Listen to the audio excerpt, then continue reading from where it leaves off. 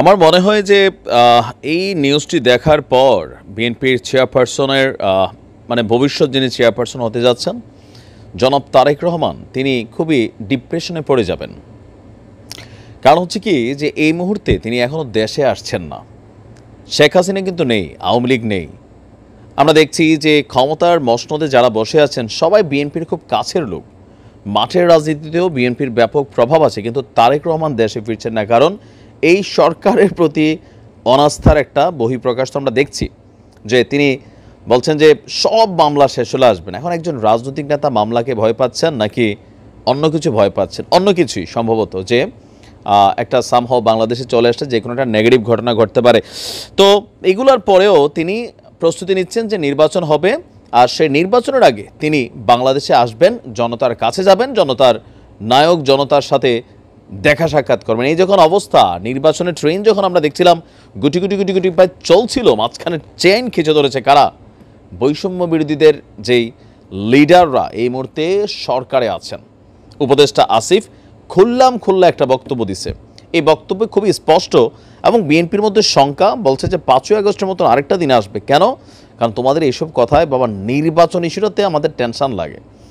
তো এই যে অভ্যুত্থান ঘটেছে আওয়ামী সরকারের বিরুদ্ধে, বিএনপি বলছে এটার পেছনে একটা জিনিস ছিল গণতন্ত্র, আর গণতন্ত্রের সবচেয়ে বড় সিস্টেমটা হচ্ছে একটা নির্বাচন গণতান্ত্রিক প্রক্রিয়ায় অবাধ এবং সুষ্ঠু। এখন যে সরকার আছে, জনগণের ম্যান্ডেট কি পুরো আছে?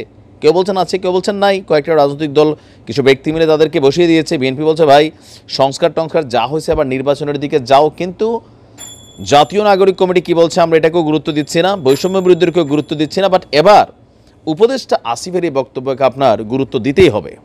বিএনপি যখন নির্বাচনের জন্য অধীর আগ্রহে তাদের কর্মকাণ্ড পরিচালনা করছে, তখন আসিফ বলছেন কয়েকটা সেক্টর তিনি পালন করেন।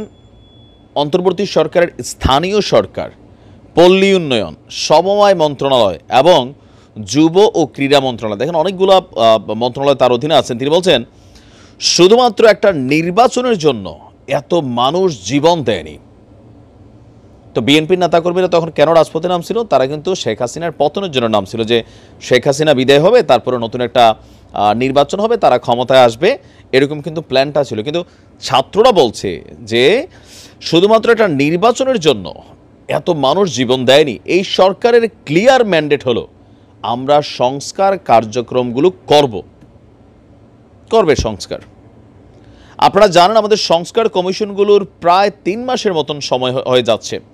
কমিশনগুলো প্রস্তাবনা দেবে, তারপর যারা স্টেক হোল্ডার আছে তাদের সঙ্গে কথা বলে সংস্কার কার্যক্রম বাস্তবায়ন করে একটা নির্বাচনের দিকে যাব।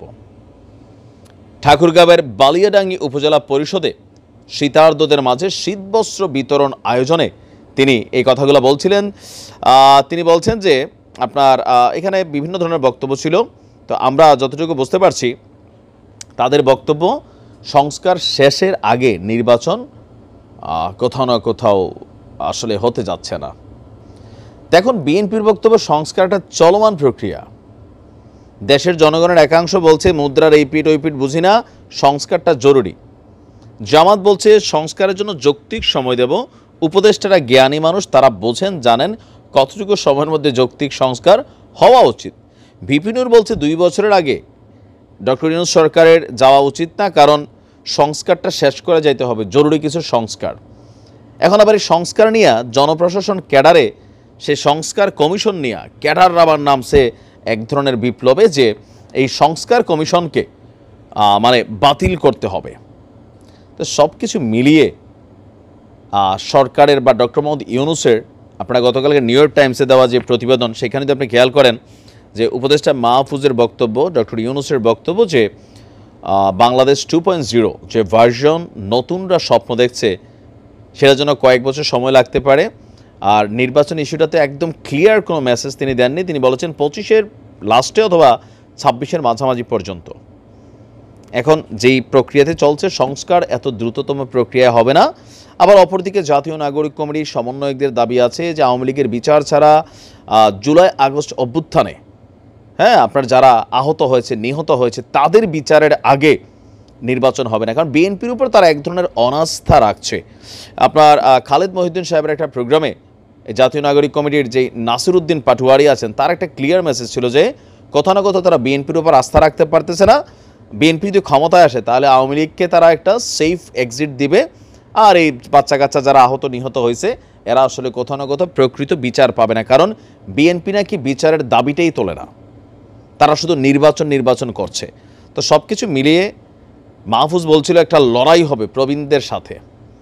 তো সেই লড়াই কি সামনে দেখতে যাচ্ছি? আর যদি হয় সেটা মাঠ পর্যায়ে গিয়ে ঠেকে, তাহলে সেই লড়াই জিতবে কারা? জিয়ার সৈনিকেরা নাকি বৈষম্য বিরোধী ছাত্ররা? পরিস্থিতি অনেকটা জটিল আকার ধারণ করবে নির্বাচনের আগ মুহূর্তে। ভালো থাকুন, আসসালামু আলাইকুম।